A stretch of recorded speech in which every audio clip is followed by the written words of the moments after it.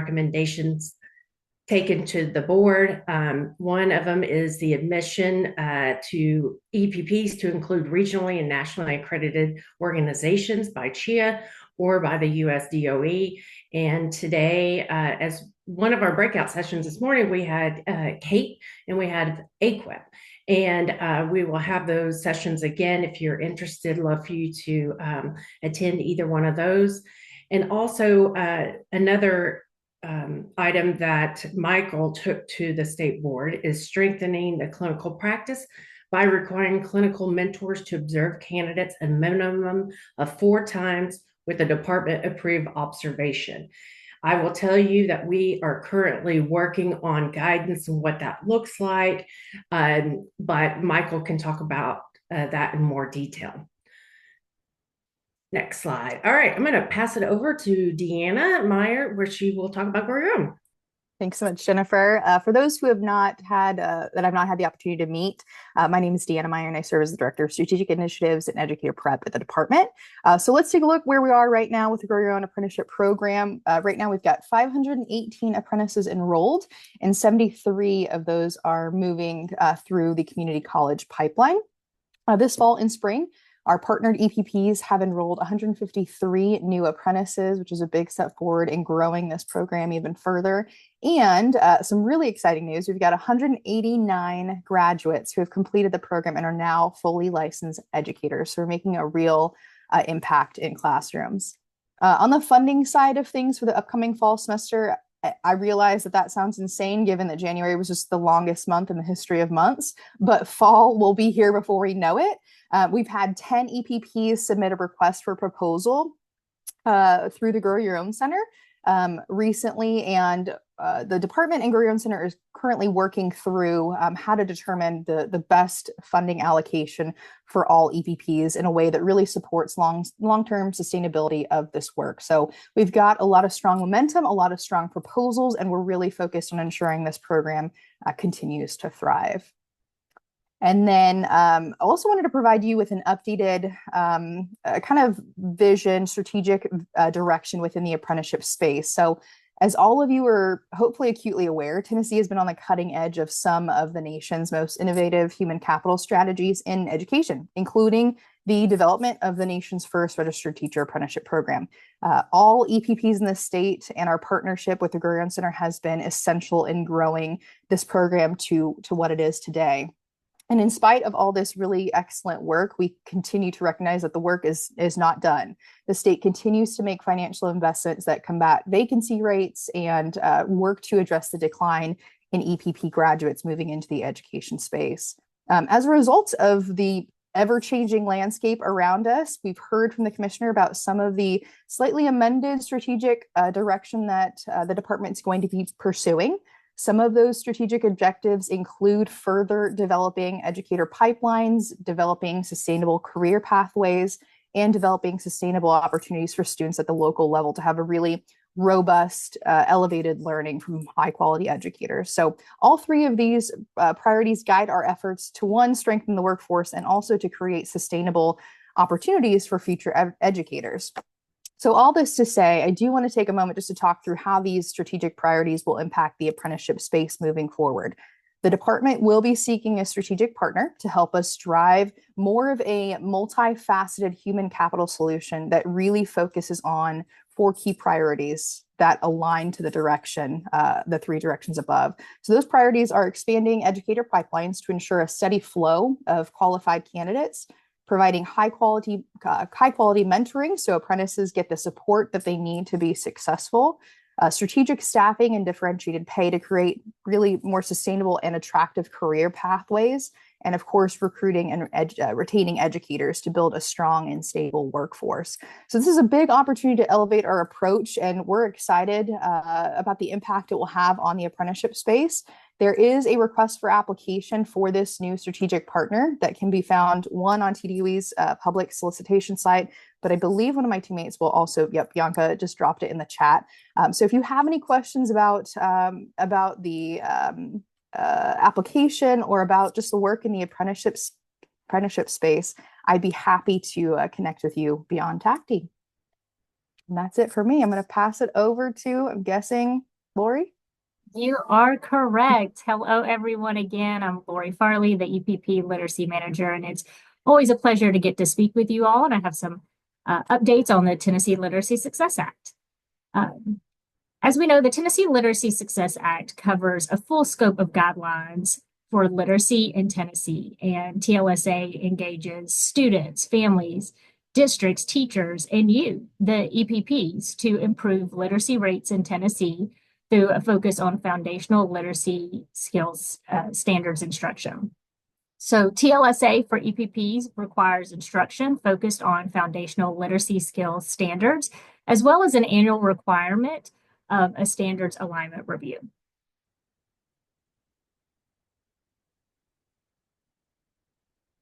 The 2025 review has the same sections as last year, but it does have some revisions to be clear in the work that is occurring at the EPP level. So the review plan was revised using feedback from EPPs and the educator prep department. And again, as you can see, those three components of the review remained consistent. There's the matrices, the map of alignment, the syllabi, the artifacts of alignment, and the narrative, the story of alignment. For this review, several curated supports are available for the completion of the review process. The 2025 Literacy Review webinar slides have been sent, and we just got the recording back, which Bianca will drop in the chat for you guys, so you will have that readily available. And this year, in addition to the annual guidance document, we included a foundational literacy skills guidance document with expanded information, guiding questions, and examples as well. Also, there are support hours in place that have been scheduled to review the processes, but also to serve as an opportunity for collaboration and conversation around strong literacy implementation. And here's a reminder of those support hours. There are office hours that are provided to answer any procedural questions surrounding the literacy review. We had a great group last week, and we've got 2 more of those sessions scheduled out. In addition, we have collaboration hours that will be facilitated by EPPs.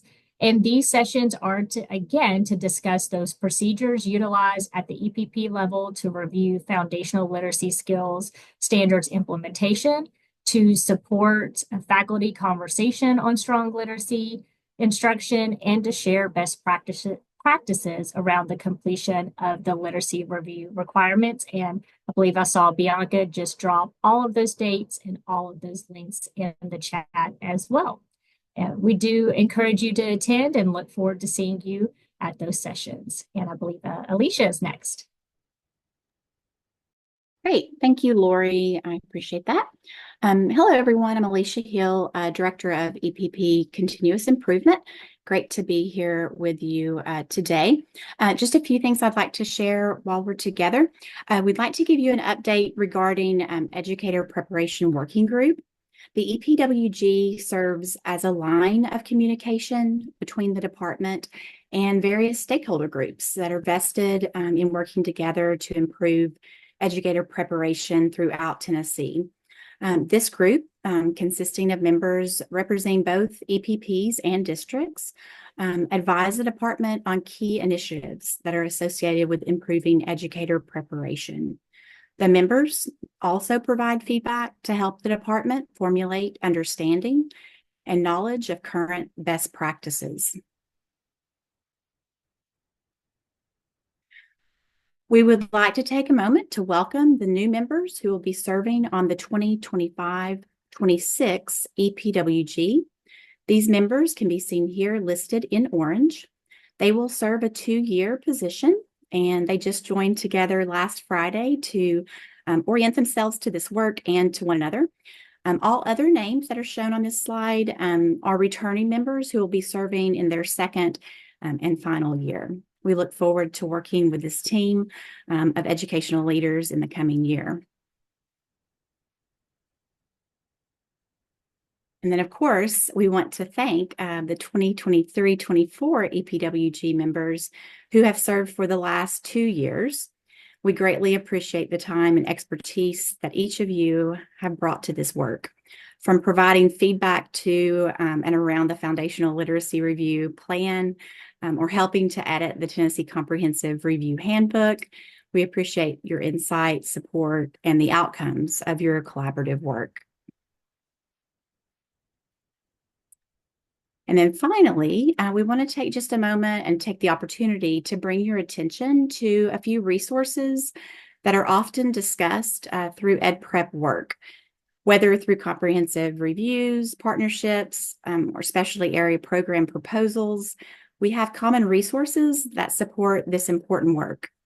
Bianca is going to drop some links in the chat as well as I reference these, so that you can connect with these items later. First, keeping in mind that all of our work is grounded in state board rule and policy governing all aspects of K-12 education. Included in rule and policy for educator preparation are requirements around specialized professional association or SPA standards and program components. That link will be in the chat, linking to the State Board of Education rule policies and guidance website. We also encourage EPPs to subscribe to this Tennessee State Board of Education newsletter. This helps to stay aware of the conversation and the work around educator or education policy and coming agendas and meetings. The link to subscribe will also be dropped in, so you can subscribe to the SBE newsletter. And then finally, if you have not, we always encourage our EPPs to subscribe to the Educator Prep Update. This is the newsletter that comes out monthly from our team here at the department. And this is our primary communication tool to keep our partners at each of our EPPs up to date and aware of all that's changing from the department side. So that subscription link will also be placed in the chat. And with that and those reminders, I'll pass it back to Jennifer. Great, thank you. Just want to say a special thank you to the Ed Prep team for all of the work that they contribute to EPPs and to schools and to children. We are having fun in our EPP era, and we're looking forward to having more fun as we move along. And we look forward to Spirit Day next fall, or the next fall TACTE meeting.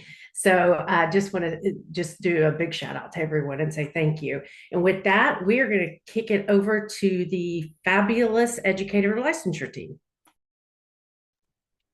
Thanks, Jennifer. I'm going to go over our educator licensure updates with all of you. I think hopefully most of you know who I am, but I'm Jessie Gold. I'm the director of licensure operations and serve as our primary point of contact for EPPs with any licensure issues, questions, all of that fun stuff. Wanted to give you a quick update on some of the things coming through from SBE, and I apologize, realize the date on this is wrong, but it's next Friday's SBE board meeting. We have a few things that are going to be hopefully passed on final read, which means they will go into effect immediately, because I believe these are all policy changes, which means as soon as the board passes them, they will go into effect. The first one is the additional endorsements pathway. So there's some expansions going on to how folks can add endorsements to their license. The biggest one that affects all of you is that if someone goes through an additional endorsement pathway that's on the list of eligible endorsements, they will only need to, if they go through the EPP, they'll only need to do the EPP coursework, and they will not need to do the assessment. So it's basically moving to, for most endorsements, we are going to be putting out an updated assessment only / coursework only guidance document at the end of next week. But for any endorsements on that list, you basically can either do the assessment or the coursework, but you do not have to do both. And then, yep, so that will be released. So keep an eye on our stuff coming out after the board meeting on Friday for an updated assessment only, coursework only list. And then the other thing that's coming with that is expanding endorsement flexibility. So currently in the licensure policy, it's very rigid in terms of that, like one up, one down flexibilities, right? It can only be if you're in a certain school with certain grades and in certain contexts, and that's very confusing to a lot of folks. And so, in the interest and with our SBE partners, in the interest of providing schools and educators a little bit more flexibility, we are going to a just one up, one down entirely. So it doesn't matter what grade levels are in the school or whatever. Any educator can teach one grade above or below their current endorsement range. So if you have a K-5 endorsement, you can teach sixth grade. Or if you have a 6-8 endorsement, you can teach fifth grade and ninth grade. And then the last one is that we are adding in some provisional integrated early education endorsements. So as I know all of you are aware, we have started to move all of our early childhood programs to integrated early childhood. What we also know that means is that folks coming in from out of state who don't necessarily have that early childhood, that integrated early childhood endorsements may run into some problems. And so the idea is that they can come in and enter into an integrated program here in Tennessee and get that provisional endorsement the same way that they would educators who are going into a SPED area, so that they can get that provisional endorsement in SPED. So same with the provisional SPED endorsements. If your EPP is already approved for that integrated ECE, then you will be allowed to recommend folks for that provisional ECE. So that is those parts. Yes, Megan, this is the wrong date. It is February 21st. And I think Taylor is here universally. Yeah. So I was just the pre-K one. I assume that you're saying universally, which means pre-K is allowed. I just wanted to verify that before saying it. Yes, and just to clarify for everyone, this will maintain other rules and policies for programmatic areas. So someone could not teach, if they're K-5, they could not teach special ed pre-K, just as they could not now without going through additional programs. So, and to echo Jesse's point, we will have updated guidance. It's actually going through the approval process right now and should be good to go by the time of the board meeting, but we'll be sure to over communicate that with you all. And we'll make sure that goes out in all our various newsletters. To echo Alicia, if you don't already get the EdPrep newsletter, please make sure that you are getting that, because we put a lot of our licensure guidance document links out in that newsletter. Yeah. Okay, awesome. And then a couple things. The big one is that, and this is some things that are already in effect, which means that one of the biggest ones is that I think actually as of now, or maybe in the next few days or so, NES is releasing the 815 Educational Leadership Assessment, which will allow folks to reactivate their ILL without having to retake the SLLA. The benefit to this is that it is a lot less expensive. So I believe the SLLA is like $425. This one's more around like $175. 1 week from today, on the 17th, is when that will come out, but it is already in policy. So if you have any folks, if you yourself or anyone else that you know wants to reactivate an ILL or an ILLP, they now have the option to take the NES 815 Educational Leadership Assessment instead of the SLLA. That is only for reactivation. Anyone getting an ILL still has to take the SLLA for initial licensure. But if you want to reactivate your license, you can now do that slightly less expensive reactivation assessment. And then a couple things that we just cleaned up some errors in the professional assessment policy to ensure that that policy, the wording in that policy aligns with our current operating procedures. So these are all things that you should already be aware of. And the only other thing I'll note on that, because we have gotten some outreach from folks recently, is there are a few errors. Either there were last week, hopefully they're corrected soon on the ETS website for Tennessee, but we that's there are errors, it's like an or instead of an and for certain assessments. We always encourage folks, if you ever see something on ETS that seems odd, go check the professional assessment policy on SBE's website. That is the most accurate and up-to-date information that we have. And then, of course, feel free to flag it for us, because we always want to make sure that we are communicating to with ETS if we ever see anything that's not quite right. But just know that if you're advising candidates, always go based on the professional assessment policy on the SBE website. Um, I believe that's most of the things that we had. The one other thing I will say is Jennifer mentioned updates to accreditation, which are both on the EPP side and on the licensure side. So that same update is going to be that we will also accept transcripts for license or degrees for licensure from any accreditation from CHEA or USDOE. I'm going to go over that in a little bit more detail with the licensure and certification officers during the job alike session. But that's just basically, that is what it is. If the university or higher ed institution is accredited by someone recognized by either CHEA or USDOE, once that rule is fully promulgated, we'll be able to accept those. But I do not believe we have that promulgation date yet, unless someone on this call has that date and would like to share it with you, but I don't think we have it yet. But we'll be sure to let you know as it comes. And I think that's most things. Oh, the one other thing I did want to just let you all know, I've brought one other person to our meeting today, and that is Michael Hughes, who is our tassel coordinator. So he is on this call, and you might see him pop around. Mostly just wanted you all to be aware of who he was, because he does all of our ILL stuff. So if you ever have any questions about ILL licensure stuff or tassel things, those are all questions that Michael is great at answering and really good with. So just wanted everyone to kind of know who Michael was, but everything will still come through me, obviously, if you have questions. So feel free to reach out to me first, but you might end up hearing from Michael. So just wanted to make sure you knew who he was. And with that, I think I will turn it over to Taylor, because I believe you're taking the next part. Thanks, Jesse. Appreciate it. My portion is actually going to be incredibly short because in exciting news, we found out that Nimble actually has a session. So if you all are available during the, I believe it's 225 breakout sessions, Nimble will be holding a session with demonstrations and all like that. So I am here just to give them a plug and a high-level overview.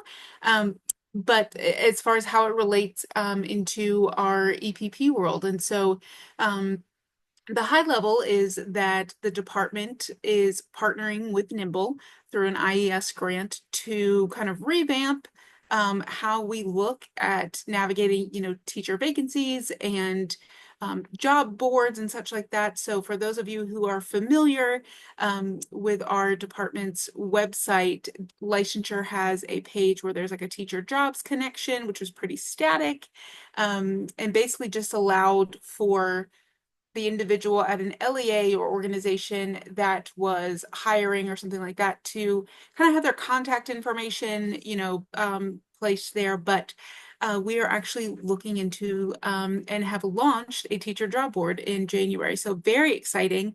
And again, I will leave the demonstration to the Nimble folks themselves because they do a much better job. But overall, it's just a really exciting feature. It allows candidates to connect with principals, prioritizes those with licenses over credentials, because we know that we have quite a few individuals across Tennessee on credentials. And so for you all, it's just really exciting because it provides candidates, especially those who are coming up on completion and graduation or certification, whatever that may look like, whatever pathway they may have, and who may not have secured a teaching role or whatever type of role they may be seeking for the coming school year. This allows them that opportunity. It will also be great, especially we're thinking for our December graduates who, enter the market mid-year and,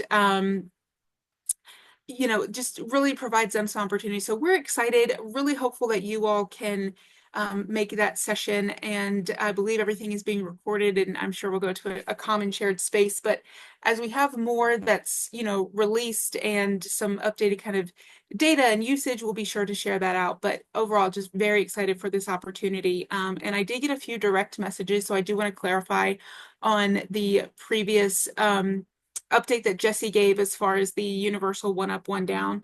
We are just, and this is also going to be in the guidance, any programmatic area rules, such as VPK or any other laws will supersede this flexibility. And again, that information is listed explicitly in the guidance. So what we would encourage someone to do is, if there's a candidate who wants to teach, one up, one down, but it's in a different area, consult with that LEA where the opening is, look up any programmatic policies, potentially statutes that do exist, because again, those will supersede those endorsement and what we call district flexibilities.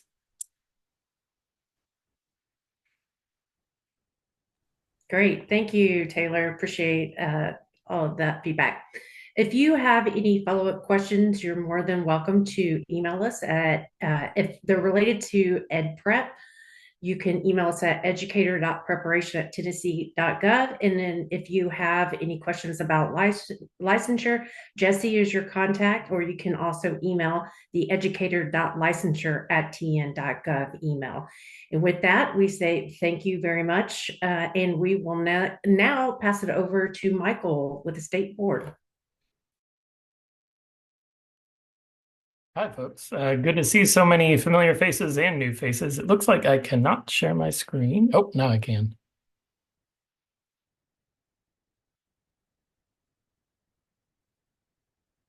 Can you all see that all right? Great. So my name is Michael Derline, Deputy Executive Director of Policy and Research with the State Board. I'm going to spend just a little bit of time talking about the Licensure Review Committee and that work stream, and some upcoming recommendations I know you all have been talking about a little bit already, but I will spend some time today sharing some of the red lines that will be on the meeting on February 26th. So we started this work calling it the Licensure Coherence Project, and it really came out of an understanding that licensure has become quite confusing with so many laws, rules, and policies related to licensure. And so many issues coming up at the district and school and EPP level, we felt the need to kind of bring folks together to have an ongoing conversation about licensure needs, and as it relates to those laws, rules, and policies. The impetus for this work really kind of came out of a need to have a clear vision for the purpose of professional licensure. And so I'm not sharing it today, but we do have a draft vision and set of guiding principles for licensure in Tennessee, and something that the Licensure Review Committee grounds itself in each time they meet. Emerging issues that came out of some of the stakeholder surveys that we conducted were focused on EdTPA, occupational licensure, special education, and endorsement structure. No surprise to this group, I would imagine. So from that, we developed what we're calling a licensure review committee. And this slide gives you a sense of the breakdown of who is on that committee. Many of the folks on this call are on it, and you'll see the names in just a moment. But we looked to create a committee that was representative of all different groups that interact with licensure, from schools and districts to EPPs, advocacy groups across the state, and a couple members of the General Assembly as well. Also covering East, Middle, West, and statewide organizations. Just a reminder of who's on the committee. I'll spend just a moment on this slide and then go to the next one, which has another list of folks from the committee.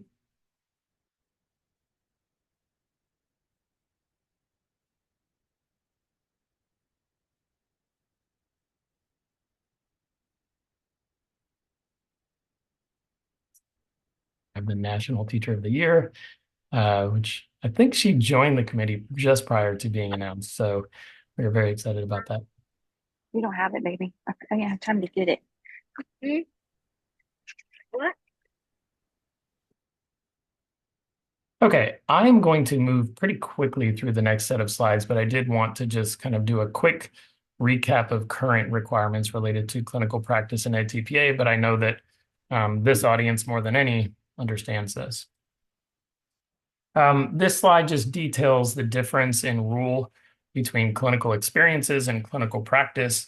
Clinical experiences being that broad terminology that's used to define both field experiences and clinical practice. Clinical practice being the student teaching, internship, or job embedded opportunities. This slide sort of gives a little more detail about student teaching, internship, and job embedded, the current requirements. And the reason I'm sharing this with you is because in a moment we'll take a look at the red line language and you'll see some recommendations that are being brought before the board that make some changes to this language.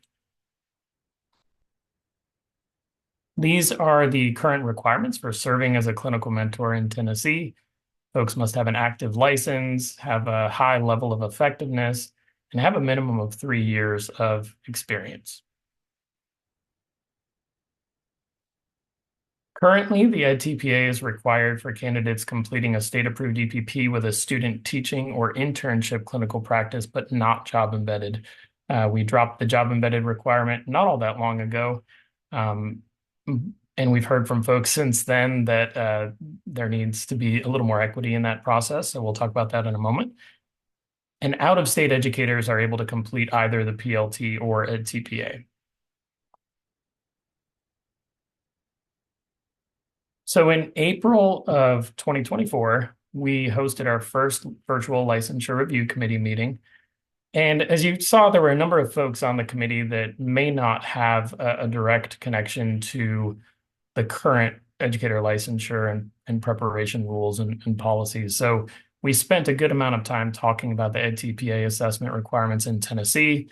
We talked about that stakeholder feedback that we got, and we explored possible policy shifts related to clinical practice and the EdTPA.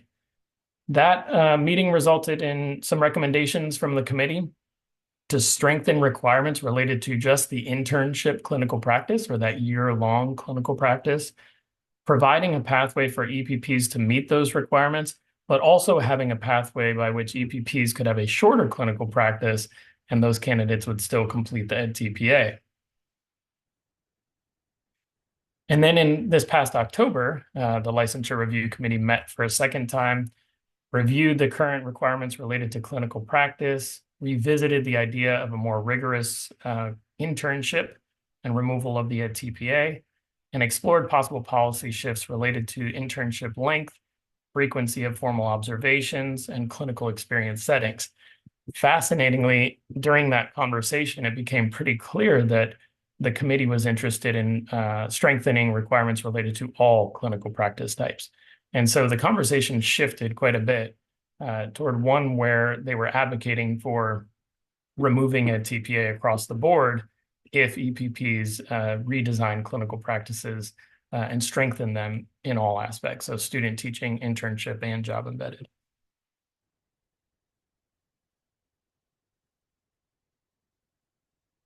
So I'll share next steps and some of the recent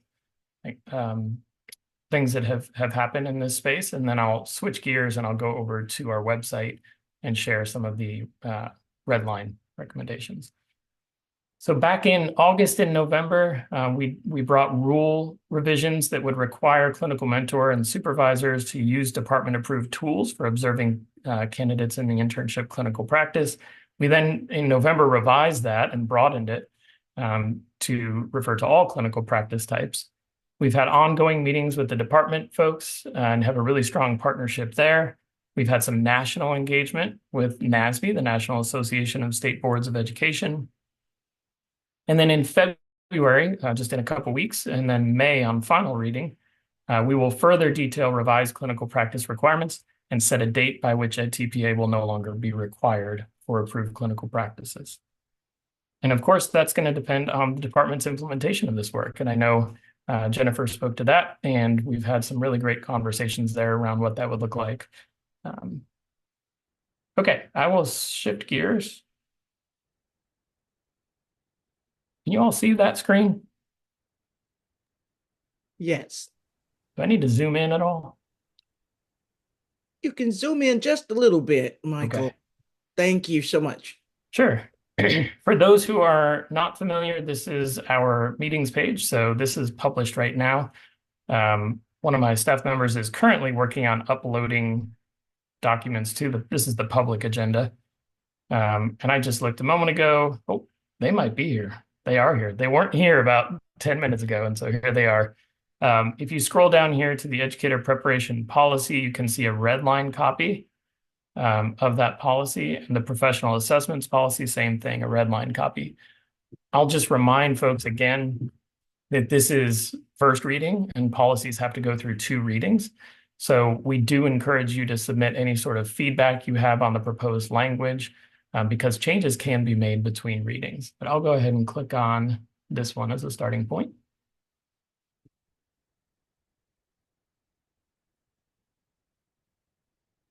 And maybe close your eyes because I'm going to scroll down really quickly and I don't want to make anybody sick.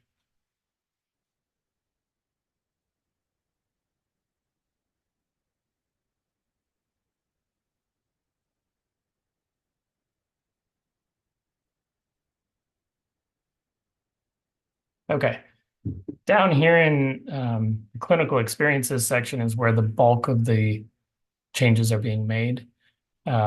One is just simply adding some language about some of the broad grade spans and making sure that clinical experiences, not necessarily clinical practice, but all clinical experiences provide opportunities across different grade spans. So we have some endorsements that are quite wide in their grade band, and we wanted to make sure that folks were getting experiences across those grade bands. We noted throughout clinical practice types or student teaching and internship that this clinical practice permit, folks are actually serving as teacher of record. So we needed to make some revisions there.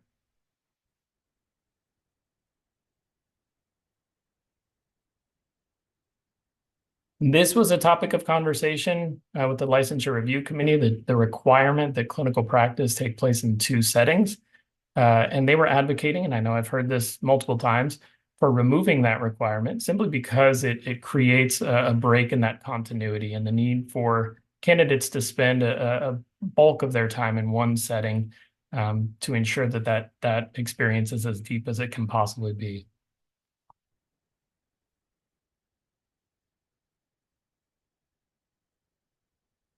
And then this is the language that builds on the rule that we brought back in August and November. And I'm going to pause for a minute and give folks a chance to read this.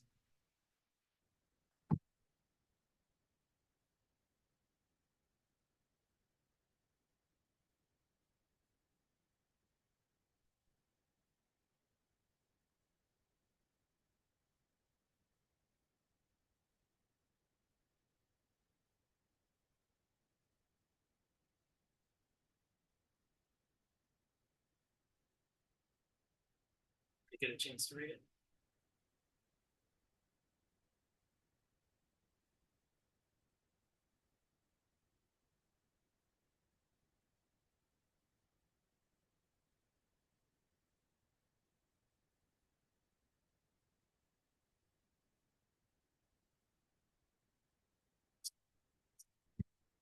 Right.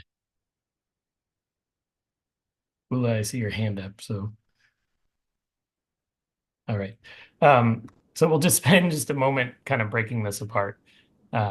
Okay, so this first sentence really comes from the rule language that was brought forth in August and November. A minimum of 4 observations by clinical mentors and supervisors. This was some language in the second sentence that we wanted to clarify that the rule almost read as though clinical mentors and supervisors had to be observing 4 times at the same time. That is not the intent. And policy is intended to build on rule. So this language really puts it back on EPPs to determine the most appropriate structure. So it gives you all some flexibility there. The next piece, EPPs shall determine the appropriate pacing of formal observations. So again, we are not going to be overly prescriptive about when those observations have to take place. This was a conversation the committee had as well, but it kind of puts the onus back on you all to develop that structure that is best for your candidates, your settings, and and you will then have to share with the department what that structure looks like. Lastly, and this is really important, data obtained from formal observations shall be used to support candidate growth, development, and determinations made regarding progression through and completion of the program. So in the absence, if we're going to move to a place where the TPA is no longer required, you all are still going to need data to drive decision making for CAPE purposes if you are a CAPE accredited institution. And we are hopeful that this observation data, kind of formalizing some of this, will put you all in a place where you have that data and can use it for these purposes. Lastly, we had some conversations about training. It's probably unrealistic to think that all clinical mentors at this time could be adequately trained in use of whatever observation tool you're using. However, the intent is that clinical supervisors, since those folks are under you all, will be trained in using those tools and can support clinical mentors in doing so.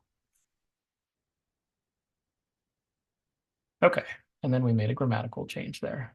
I will come back just really quickly because this one's pretty straightforward. In the professional assessments policy, we then added the following language into our red line.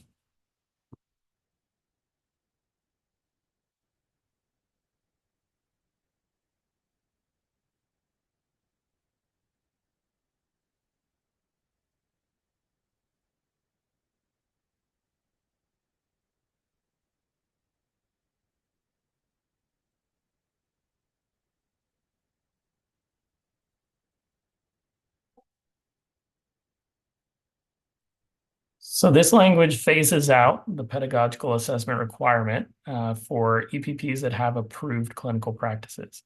It sets a date of July 1st, 2026 for a few reasons. One, giving the department some time to develop a process by which they will collect information, review it, and approve it.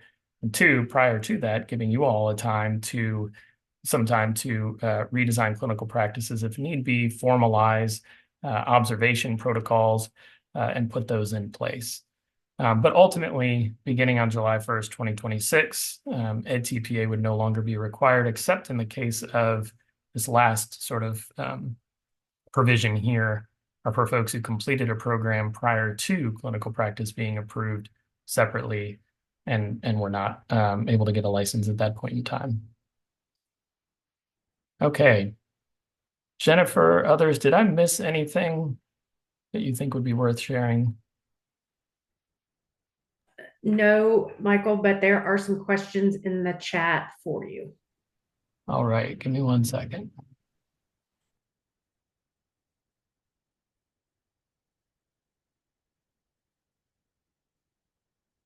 Okay, I'm going to work from the bottom. One question said, oh, got a new one. I'm having a hard time just kind of bouncing around. Michael, I can read them too if you want me to. Yeah, that'd be great. Thank you. Yeah, let's do that. All right. So Jim was the first one, or Dr. McIntyre was the first one. He said, does that mean 8 observations of mentor teachers and supervisors are observed separately, or is it 4 combined between the groups? 4 observations, and you all determine the appropriate structure of those, whether they are always led by the clinical mentor and supervisor jointly, whether there are 2 led by the clinical supervisor, 2 led by the mentor. We are not being overly prescriptive there. Okay. Lacar asks, when it says formal observations, does that mean they go into T-Encompass like formal observations, or is it going to be something that's separate? Okay. No, and I know this kind of butts into implementation stuff. So Jennifer and department folks, please chime in. I don't want to speak for you all, but we did not speak about, T-Encompass being the source of that. There would be, I know enough to know that there would be costs associated with that. That is correct. And we're also, expect that EPPs will collect this as part of their quality assurance system data. Beth Christensen asks, does this include EdTPA and Praxis for pedagogical assessments? I think that's what she was Good, referencing was good question. I pedagogical. think probably what you're asking is about the PLT. It does not include content assessments. So praxis content assessments are not part of this conversation. I'm guessing you're asking about the PLT assessment, which No, I was actually asking about because it said licensure assessment, so it includes the EdTPA, but not the praxis too. correct. I think the language that's used is pedagogical assessment for licensure. So that's just referring to the TPA. Okay. Dr. Tritt asks, can you speak to formal observations? Will there be a guidance on upcoming tools that'll be used? Does this mean for team observations? It's around that question of approved state. Yeah. I'll speak to that just a little bit, and then I may pass it off to Jennifer for additional detail. So the rule language that was approved, and this was some feedback we got, not just from the licensure review committee, but some other folks as well. It points to the educator evaluation policy first and says that if an EPP is using one of the tools that are approved for evaluation purposes of teachers of record, so meaning the team evaluation, TEM, Project Coach, Tiger, those are kind of automatically approved. Otherwise, if you're using something else, which I know some EPPs are, you would have to submit that for approval by the department. But Jennifer, anything else you'd add there? Yes, thank you. Yeah, so there will be an approval process that we will ask you to every EPP to let us know what instrument you will be using to evaluate your candidates. And if you want to use something not selected in the evaluator policy, then there will be a process for that. And we're currently working on that particular rubric and guidance documents for that. So more to come on those additional observation instruments. Dr. Kim Hodkins asks, what constitutes an approved clinical practice? Will that simply be part of a SAP approval review process or something new and separate? Jennifer. What constitutes an approved? It is what is approved. So if you are currently approved for student teaching, that is approved. And Kim, I may be off of reading your question. I think she's referring to like how will the department approve the language we use is approved clinical practice, and I think that's just the submission of information demonstrating that folks are aligned with the new policy. Yep, thank you. And again, additional information will be forthcoming. We are currently at the department really having those conversations of what does this look like? What will it be? We know that we want to have the less amount of stress on you because the more work you have to do is the more work we have to do. So we're very mindful of that, and we do take that in consideration.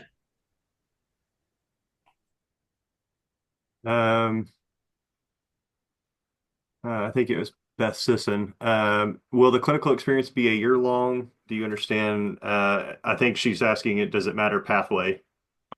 No, it does not. So no, the clinical practice, we're not moving to a place where all clinical practices must be a year long.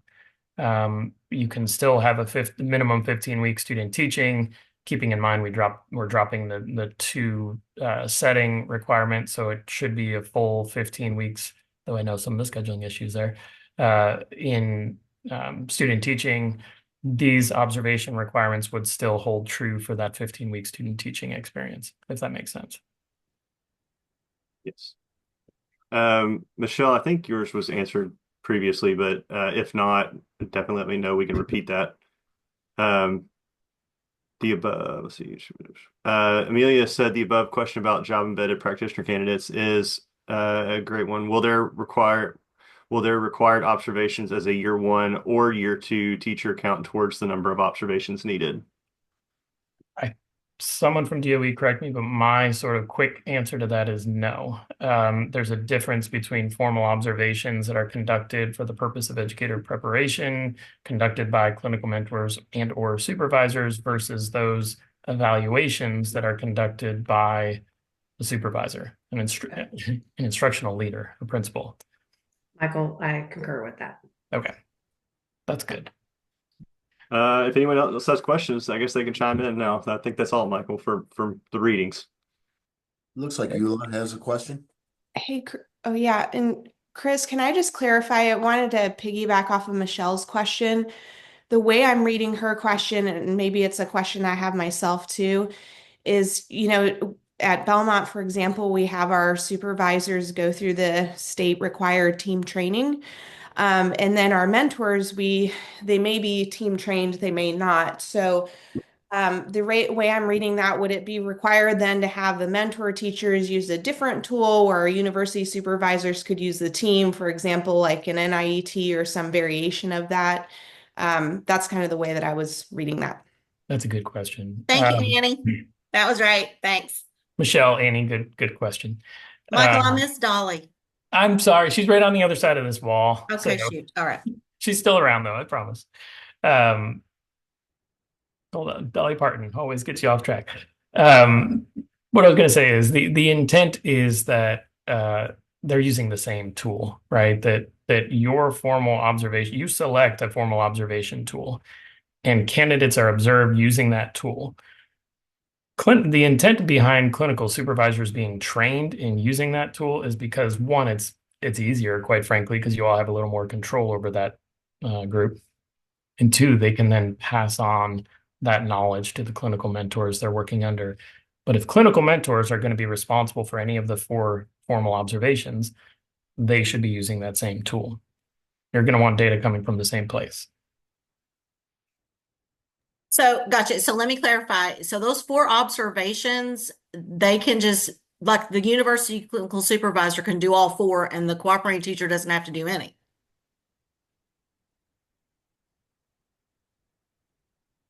Is that right? I mean, that's not necessarily what anybody would do, but that's policy does not dictate that it has to be one or the other, but practice might make you lean in one direction and to not maybe do that. Gotcha. Okay, thanks. Can you clarify this requirement for the job embedded candidates? Tell me more, just so I understand your question. Can you clarify the 4 observation requirements? Yes, is that clinical the same? mentors and or supervisors would still be required to conduct 4 formal observations for the purpose of their educator preparation program outside of the evaluation requirements that are in our educator evaluation policy, which are conducted by principals. Which, well, not always, though. Or assistant principals. Yeah, or sometimes instructional coaches, or what I'm getting at is there going to be a conflict of interest when a mentor is also the one who is evaluating the candidate for their job, as opposed to for our purposes for this. Yeah, I think you'll have to navigate those issues. But I think that they're, I don't know how common that is. It's common. Okay. Only because there are so few mentors available for our job embed students.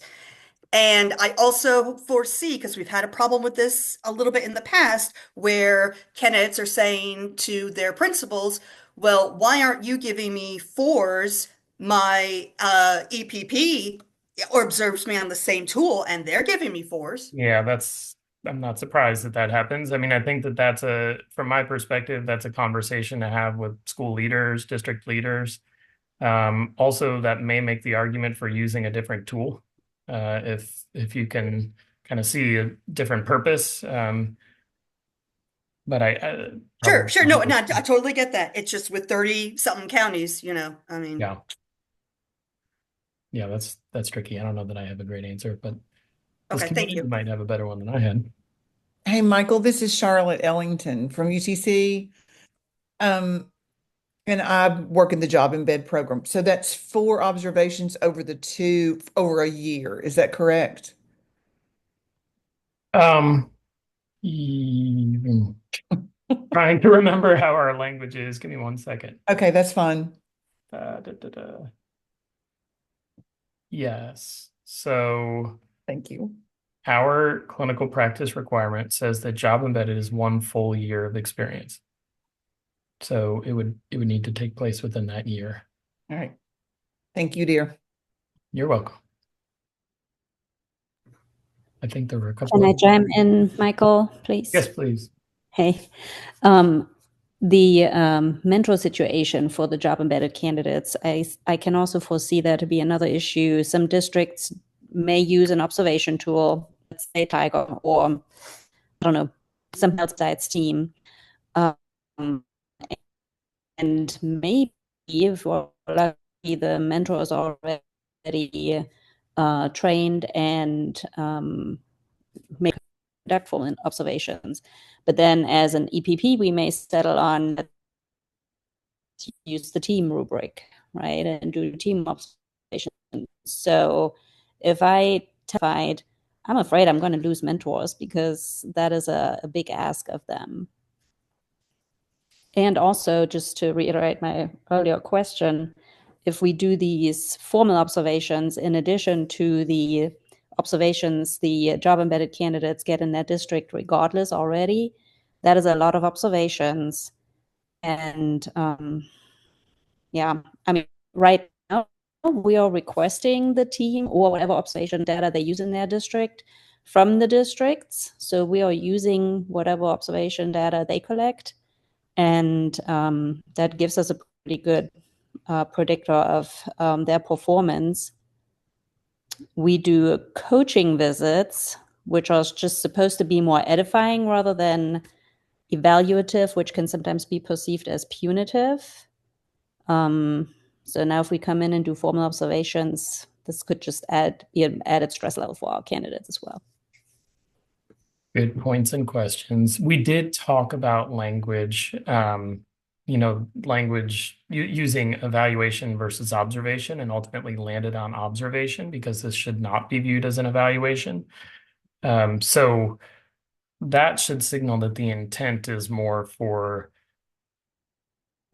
preparation of this novice teacher than it is for evaluation of their performance. And I know some of that is semantics, but sometimes that language matters.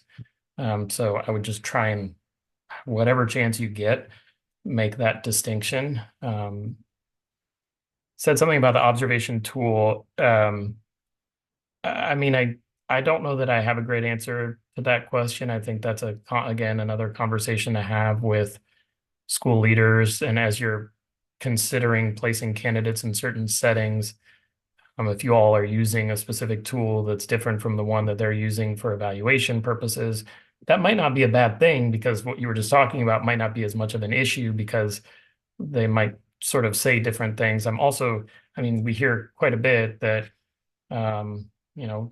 early teacher evaluations are often inflated by administrators. So formal observations that are done by the EPP, clinical mentors, supervisors, where you are sort of removing the idea of it being an evaluation with strings attached, could be an opportunity to provide more direct and transparent feedback on a novice teacher's performance. Anybody else have anything to add there? Because there are a lot of great minds in this call that. I know there's several people, Joseph Kelly put a question in the chat and several people have kind of gone back to that. So I want to make sure we hit it. If we have completers in spring 26, can we delay recommending until July 1st and those completers will not need to submit EdTPA? They need to know that information to know whether to run the EdTPA course in fall. If it matters, our clinical practice already meets the requirements you laid out. And then kind of the follow-up to that has been lots of, if we take the EdTPA components and practices out, then we can better use the time for support, preparation, content, pedagogy. I am so glad to hear that last point. I was hoping that folks would pick up on that. It always kind of irked, I'll say us, because it wasn't just me, that you all had to develop a whole dang seminar for EdTPA. So hopefully that time can be used wisely and you all are starting to think about that. I'm not going to answer the other question though, because it is squarely an implementation question and it gets into details about dates that are entered into TN Compass for program completion and enrollment and licensure recommendations. So I don't know if Taylor or others are in a position to answer that, or I would just say you could send that question to them. Yeah, I'm happy to touch on that. Obviously, this will get into the implementation, but obviously, I don't think any of us on this call would say that we recommend withholding recommendation in order to potentially navigate something new. What I would say is that we are going to have to analyze things like the completion date for the candidate, as well as the recommendation date. So we will have to look at all of these things, but I would not tried to think of this in a way as kind of going around a requirement, but rather looking at the date of the approval from the EPP. And then obviously we'll have to think about this from the licensure perspective as far as what our analysts are looking at. And we'll have guidance that comes out in conjunction with our ed prep team of what will this look like as we continue to navigate down this implementation road.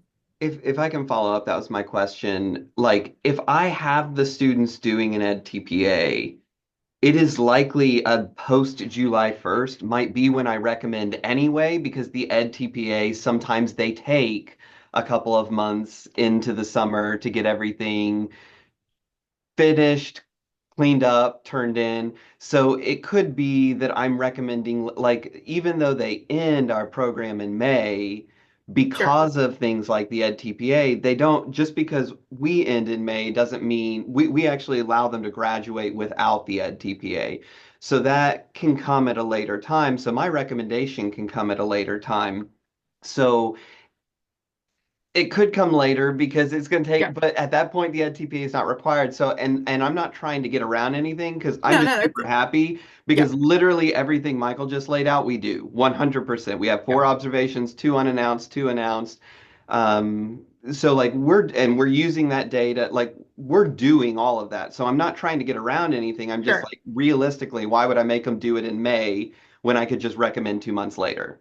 Sure. And this will be thinking of potentially your December candidates. You know, if they complete in December, but your EPP's tool is not approved until April, you know, that would be a different scenario. I'm Yep. only And I think asking that's about my where, spring ones. yeah, My that's where, December ones, they're doing a TPA. There's no way around it because they're going to need jobs in the spring. It's only my May completers that I'm asking about because they're the ones who would need to enroll in the Ed TPA class this fall. Sure. And so we'll look, basically, we're going to be looking at both completion dates and recommendation dates. And so we'll get some scenarios out in that guidance to you all. I don't want to speak too soon on like super specifics, just so that we don't say something prior to guidance coming out, but we will definitely look through all of those and put some like tips and tricks in and, you know, kind of navigating changes and all that good stuff. So we'll be sure to get that in from the licensure perspective in conjunction with our friends in Ed Prep and getting all that kind of cohesive guidance out to you all. But those are great flags that will definitely, you know, like Jennifer said, what y'all's input in how we're thinking through these things. I just saw a couple other questions. Amelia, you just answered one of my questions. Michael, and just to be timely, yep. This is an excellent discussion. This is the discussion we've all been waiting for. And but I do have to remind you that we have 5 more minutes before we dismiss, okay? Great. Amelia just correctly answered one of the questions. Jim, as far as your question goes, or more of a recommendation on job embedded, I'd encourage you to submit that in writing if that's something that you feel strongly about. Again, this is on first reading.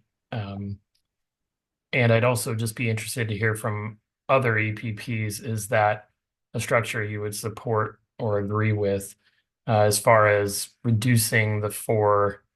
It would also require a rule change, by the way, so that would complicate that because it has already gone through on final reading and it's with the AG's office. But just to put that out there, that doesn't mean you can't submit your thoughts and feedback. The July 1st, 2026 date, yes, it's to develop guidance. Not every EPP is going to be in a place like Joseph just described. There are going to be some EPPs that need to make some changes. And so we wanted to provide an on-ramp for those changes and for the department to have some time to develop guidance and create a review process as well. Any other burning questions before we end our time here? Yes, Michael, I have a quick question. So in the past, EPPs have done norming sessions with some of our supervisors and cooperating teachers. Can you speak on that? Or in moving to this, are we going to have the official team training, like through the school district where there's a certificate for people to do the team observations? Good question. We are not saying that in rule or policy, which is not to say it's not best practice, because I think folks would agree that it probably is best practice to go through a training on that tool that has been vetted. But we are not saying that that's a requirement of this process.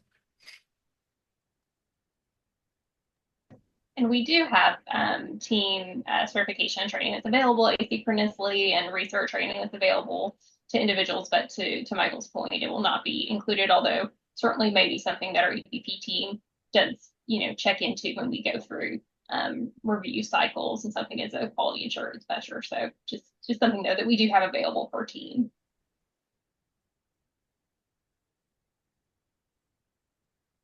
Okay. Well, again, good to see everyone. And thanks to the folks at the department for supporting this conversation. It takes a village. And you know where to find me. In fact, I will throw my email in the chat and make sure you all have that if you have any questions. Right. Thank you so much. But to both the TDOE and the TBOE, you guys rock on so many levels. And we thank you for all you do, and especially for your partnership with us. I mean, there are states we visit and they don't have a relationship with their EPPs. And so I like when I visit to pride ourselves on that fact that we do have great camaraderie here. So thank you very much for taking your time to visit with us today. Thank you, all of you. Mm-hmm. We will now stop to take a break. Our next section starts at 2:25. So you have your links on your agenda. We'll see you then.